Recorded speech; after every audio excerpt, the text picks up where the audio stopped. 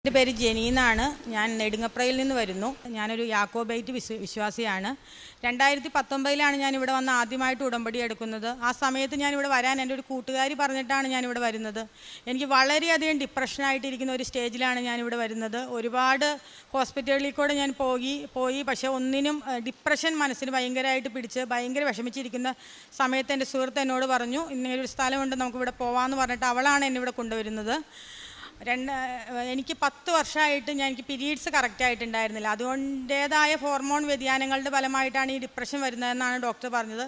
ഞാൻ 10 വർഷം തുടർച്ചയായിട്ട് ഈ മെഡിസിൻ കഴിച്ചപ്പോൾ എന്നോട് ഡോക്ടർ പറഞ്ഞു, ഈ മെഡിസിൻ ഇങ്ങനെ തുടർച്ചയായിട്ട് കഴിച്ചിട്ടുണ്ടെങ്കിൽ ബ്രസ്റ്റ് ക്യാൻസർ വരാനുള്ളൊരു സാഹചര്യം ഉണ്ടാവും, അതുകൊണ്ട് ഇത് കഴിക്കരുതെന്ന് പറഞ്ഞു. ഇത് നിങ്ങളിനി മെഡിസിൻ നിർത്തണം, നിങ്ങൾക്ക് അണ്ടോൽപാദനം കുറവാണ്, അതുകൊണ്ടാണ് ഇങ്ങനെ വരുന്നത്. ഈ മെഡിസിൻ ഇനി ഒരിക്കലും കണ്ടിന്യൂ ചെയ്യരുതെന്ന് ആലുവയിലെ ഡോക്ടർ വിനയകുമാർ എന്നോട് പറഞ്ഞു. ഈ സമയത്ത് എനിക്ക് ശാരീരികമായിട്ട് വളരെയധികം വിഷമങ്ങൾ എനിക്കുണ്ടായി.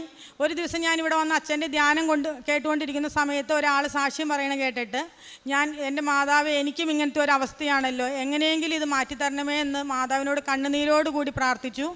മാതാവ് അതിൻ്റെ പിറ്റേ മാസം മുതൽ എനിക്ക് കറക്റ്റ് 21 ദിവസം കൂടുമ്പോൾ പീരീഡ്സ് കറക്റ്റാക്കി തന്നു.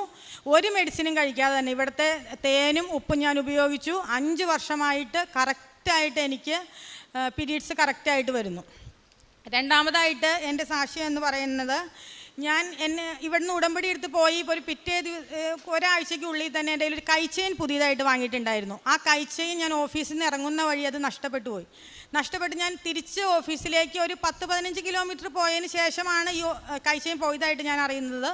തിരിച്ച് ഞാൻ ഓഫീസിൽ വന്ന് ക്യാമറയിൽ നോക്കുമ്പോഴത്തേക്കും ഗേറ്റ് കടക്കുമ്പോൾ എൻ്റെ കയ്യിൽ കൈച്ചെയിൻ ഉണ്ട്. തിരിച്ച് ഞാനൊരു 15 കിലോമീറ്റർ പോയതിൻ്റെ ഉള്ളിലാണ് ഈ കൈച്ചെയിൻ എൻ്റെ കയ്യിൽ നിന്ന് നഷ്ടപ്പെടുന്നത്. ഭയങ്കരമായിട്ടുള്ള ശക്തിയായ മഴയുള്ള ദിവസമായിരുന്നു അന്ന്. എല്ലാ സ്ഥലത്തും പവർ കട്ടായിരുന്നു, കറണ്ട് ഉണ്ടായിരുന്നില്ല, ഒന്നും ഉണ്ടായിരുന്നില്ല. 5 മണിക്ക് പോയ കൈച്ചെയിൻ രാത്രി 10 മണിക്ക് ഞാനും എൻ്റെ ഹസ്ബൻഡും കൂടി ബൈക്കിൽ പോകുമ്പോൾ ഒട്ടും റോട്ടിലൊന്നും വെട്ടമുണ്ടായിരുന്നില്ല. ഞാൻ ഈ മാതാവിനോട് ലോക്കറ്റ് കയ്യിലെടുത്ത് പിടിച്ചിട്ട് ഞാൻ പറഞ്ഞു, മാതാവേ, ഞാൻ ഉടമ്പടിയിലിരിക്കുന്ന ആളാണല്ലോ മാതാവേ, എൻ്റെ ഈ കൈച്ചെയിൻ ഇങ്ങനെ നഷ്ടപ്പെട്ടു പോയല്ലോ, അമ്മയ്ക്ക് ആഗ്രഹമുണ്ടെങ്കിൽ എനിക്കത് തിരിച്ചെടുത്ത് തരണമെന്ന് പ്രാർത്ഥിച്ചു. ഈ രാത്രി 10 മണിക്ക് ഒട്ടും അറിയാത്തൊരു സ്ഥലത്ത് നടു റോഡിൽ കിടന്ന് ഈ ബൈക്കിൻ്റെ വെളിച്ചത്തിൽ എന്നെ മാതാവ് എനിക്ക് ഈ കൈച്ചെയിൻ കാണിച്ചു തന്നു.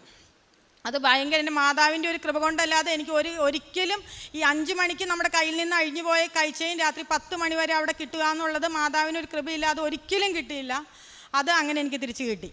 മൂന്നാമതായിട്ട് എൻ്റെ സാക്ഷ്യം എന്ന് പറഞ്ഞാൽ, എൻ്റെ ഹസ്ബൻഡിന് പെട്ടെന്ന് ഹാർട്ടിന് ബ്ലോക്ക് വരികയും ഹാർട്ട് അറ്റാക്ക് വന്നിട്ടുണ്ടായിരുന്നു. നമ്മൾ അറിഞ്ഞില്ല. ബ്ലോക്ക് വളരെ നാളുകളായിട്ടുണ്ടായിരുന്നു, പക്ഷെ അത് നമുക്ക് അറിയാൻ പാടില്ലായിരുന്നു. പെട്ടെന്ന് തലക്കറങ്ങി വീണ് നമ്മൾ ഹോസ്പിറ്റലിൽ ചെന്നപ്പോഴാണ് ഡോക്ടർ പറയുന്നത് ഫുള്ള് ബ്ലോക്കായിട്ടിരിക്കുകയാണ്, ഇതിന് ഹൈ റിസ്ക്കാണ്, ഷുഗറുള്ള ഒരാളാണ്, അതുകൊണ്ട് ഹൈ റിസ്ക്കാണ്, നമുക്ക് ബൈപ്പാസും ആൻജിയോപ്ലാസ്റ്റിയും നമുക്ക് ഹൈ റിസ്ക്കാണെന്ന് പറഞ്ഞു.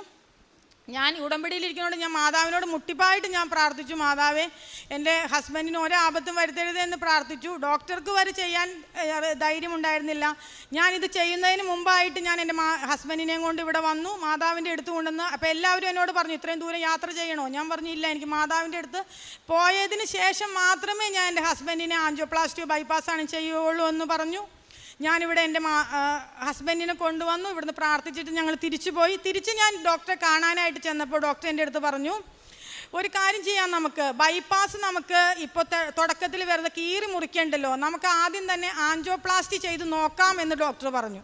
എന്നാലും ഡോക്ടർ ഉറപ്പ് പറഞ്ഞില്ല. ഡോക്ടറിൻ്റെ അടുത്ത് പറഞ്ഞു, ആൻജിയോപ്ലാസ്റ്റി ചെയ്യുന്ന സമയത്ത് എന്തെങ്കിലും പ്രശ്നങ്ങളുണ്ടെങ്കിൽ നമ്മൾ അപ്പം തന്നെ ബൈപ്പാസ് ചെയ്യും എന്ന് പറഞ്ഞു. ഞാൻ വളരെ കണ്ണീരോടുകൂടി എൻ്റെ മാതാവിൻ്റെ മുമ്പിൽ ഞാൻ സമർപ്പിച്ച് പ്രാർത്ഥിച്ചതിൻ്റെ ഫലമായി ഞാൻ ഇവിടെ നിന്ന് കിട്ടിയ തൈലം ഇതെല്ലാം നെറ്റിത്ത് കുരിശ് വരച്ച് പ്രാർത്ഥിക്കാറുണ്ടായിരുന്നു എന്നും തേനും കൊടുക്കാറുണ്ടായിരുന്നു. അതിൻ്റെ ഫലമായിട്ട് ഡോക്ടർ ആൻജിയോപ്ലാസ്റ്റി കഴിഞ്ഞപ്പോൾ എന്നോട് പറഞ്ഞു, ഇത്രയും ഞങ്ങൾ പ്രതീക്ഷിച്ചില്ല, വളരെ സക്സസ്ഫുള്ളായിട്ട് ഇത് ചെയ്യാനായിട്ട് സാധിച്ചു.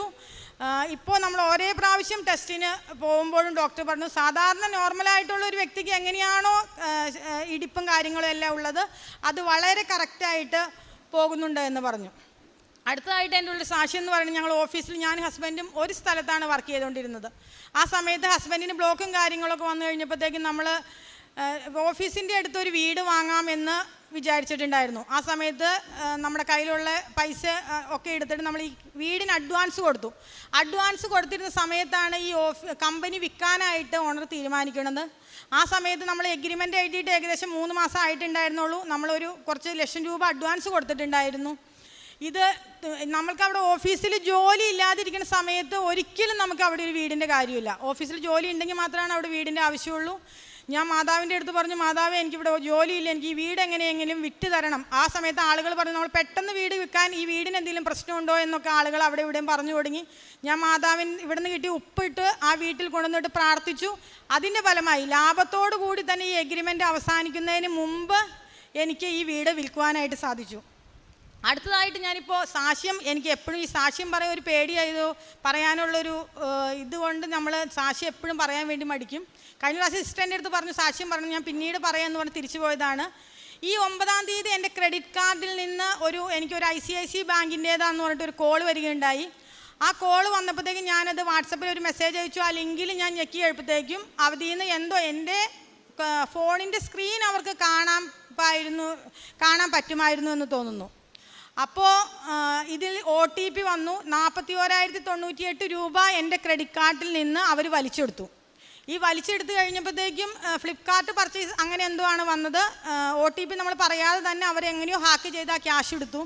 ഞാൻ സൈബറിലും പോലീസ് സ്റ്റേഷനിലും പോയി പരാതി കൊടുത്തപ്പോൾ അവരെൻ്റെ അടുത്ത് പറഞ്ഞു, ഇങ്ങനെ ആയിരക്കണക്കിന് ആളുകൾ അവരുടെ അടുത്ത് വരുന്നുണ്ട്, ഇങ്ങനെ പൈസ പോയത് നിങ്ങൾക്ക് ഇനി അത് കിട്ടുമെന്ന് തോന്നുന്നില്ല, നമ്മളിത് അന്വേഷിച്ച് നടങ്ങുമ്പോൾ വേറെ ഏതെങ്കിലും രാജസ്ഥാനിലോ ഡൽഹിയിലോ ഉള്ള ആളുകളായിരിക്കും, ഒരു കാരണവശാലും ഈ പൈസ കിട്ടുമെന്ന് നിങ്ങൾ പ്രതീക്ഷിക്കേണ്ട. ഞാൻ ചോദിച്ചവരൊക്കെ പറഞ്ഞു ലക്ഷങ്ങൾ പോയേക്കണ ആളുകളുണ്ട്, കിട്ടുമെന്ന് പ്രതീക്ഷിക്കേണ്ട എന്ന് പറഞ്ഞു. ഞാൻ അപ്പോഴാണ് ഇവിടെ അച്ഛൻ എപ്പോഴും പറയും, നമുക്ക് എന്തെങ്കിലും പെട്ടെന്നൊരു കാര്യം വന്നിട്ട് നമ്മൾ ലൈറ്റ് ക്യാൻഡിൽ പ്രെയർ ഇട്ട് നമ്മൾ റിക്വസ്റ്റ് ചെയ്ത് ഉടമ്പടിയിൽ ഇരിക്കുന്നവരാണെങ്കിലും പ്രാർത്ഥിച്ചോളൂ എന്ന് പറഞ്ഞ് അച്ഛൻ പറഞ്ഞനുസരിച്ച് ലൈറ്റ് ക്യാൻഡിൽ പ്രെയർ റിക്വസ്റ്റ് ഇട്ടു. ഞാൻ പ്രാർത്ഥിച്ചു. ഞാൻ എന്താ എഴുതിയെന്ന് വെച്ചിട്ടുണ്ടെങ്കിൽ, എനിക്ക് ആ ക്യാഷ് തിരിച്ചു കിട്ടി, എനിക്ക് സാക്ഷ്യം പറയാൻ പറ്റണം, അത് മാത്രമല്ല ആ ക്യാഷ് എടുത്ത ആളെ പരിശുദ്ധാത്മാവാൽ നിറയ്ക്കണമേ എന്ന് പ്രാർത്ഥിച്ചു. കഴിഞ്ഞ ബുധനാഴ്ച 9-ാം തീയതിയാണ് ഇത് സംഭവിച്ചത്. അതിനുശേഷം അച്ഛൻ്റെ അഞ്ചരയ്ക്കുള്ള പ്രാർത്ഥനയിൽ ഞാൻ എഴുന്നേറ്റ് പ്രാർത്ഥിച്ചുകൊണ്ടിരുന്നു. ഞാൻ പറഞ്ഞു, എനിക്ക് ക്യാഷ് കിട്ടണം, എനിക്ക് നല്ലൊരു സാക്ഷ്യം പറയണം. ഞാൻ ഇത്രയും എനിക്ക് ജീവിതത്തിൽ നല്ല കാര്യങ്ങൾ ചെയ്തു തന്നിട്ടും സാക്ഷ്യം പറയാനായിട്ട് സാധിച്ചില്ല. അതിന് ക്ഷമ ചോദിച്ചുകൊണ്ട് ഞാൻ വളരെയധികം സങ്കടത്തോടു കൂടി പ്രാർത്ഥിച്ചു. ഇന്നലെ വൈകിട്ട് ഞാൻ മാതാവിനോട് പ്രാർത്ഥനയുടെ സമയത്ത് പറഞ്ഞു, മാതാവേ നാളെ സൺഡേ ആണ്, എനിക്ക് ഓഫീസില്ലാതിരിക്കുന്നത് സൺഡേ ആണ്, അതുകൊണ്ട് എനിക്ക് നാളെ മാതാവിൻ്റെ അടുത്ത് പോയി സാക്ഷ്യം പറയാൻ പറ്റണം, എനിക്ക് ക്യാഷ് തിരിച്ചു കിട്ടണം, അതിനു മുമ്പ് എനിക്കൊരു അടയാളം തരണം, കാശ് കിട്ടുമെന്നുണ്ടെങ്കിൽ മാതാവ് എനിക്കൊരു അടയാളം തന്നെ, നിൻ്റെ ഉടമ്പടിയിൽ ഞാനുള്ളതാണല്ലോ എന്ന് പറഞ്ഞു. ആ സമയത്ത് ഒരു മെയിലായിട്ടുള്ളൊരു സ്റ്റാഫ് വിളിച്ചിട്ടാണ് നമ്മുടെ ഇന്ന് ക്യാഷ് വാട്സപ്പ് വഴി നമ്മുടെ നിന്ന് എടുത്തത്. അന്ന് ഒരു ലേഡി എന്നെ വിളിച്ചിട്ട് പറഞ്ഞു, നിങ്ങൾക്ക് ക്യാഷ് തിരിച്ച് കിട്ടിയോ എന്ന് എന്നോട് ചോദിച്ചു. വേണമെങ്കിൽ അവർക്ക് എന്നെ ബ്ലോക്ക് ചെയ്യാം, അല്ലെങ്കിൽ ഇങ്ങനെ ഇത്രയും വലിയൊരു കുറ്റം ചെയ്ത ഒരാളുകൾ ഒരിക്കലും നമ്മളെ തിരിച്ച് വിളിക്കില്ല. എന്നോട് ചോദിച്ചിട്ട് ക്യാഷ് തിരിച്ചു. ഞാൻ പറഞ്ഞു, ഇല്ല, എനിക്ക് ക്യാഷ് തിരിച്ചു കിട്ടില്ല. അത് കഴിഞ്ഞ് ഞാൻ സന്ധ്യാ നമസ്കാരത്തിൻ്റെ സമയത്ത് ഞാൻ പറഞ്ഞു, എനിക്ക് നാളെ കൃപാസനത്തിൽ പോയി സാക്ഷ്യം പറയണം, എനിക്ക് ക്യാഷ് തിരിച്ചു കിട്ടണം എന്ന് ഞാൻ പ്രാർത്ഥിച്ചു. അതിൻ്റെ ഫലമായി ഇന്ന് 5:30 അച്ഛൻ്റെ പ്രാർത്ഥന കഴിഞ്ഞിട്ട് ഞാൻ എൻ്റെ മൊബൈലിലേക്ക് നോക്കുമ്പോഴത്തേക്കും ആ ക്യാഷ് എൻ്റെ മൊബൈലിലേക്ക് ക്രെഡിറ്റ് ആയി വന്നിട്ടുണ്ട് ക്യാഷ്.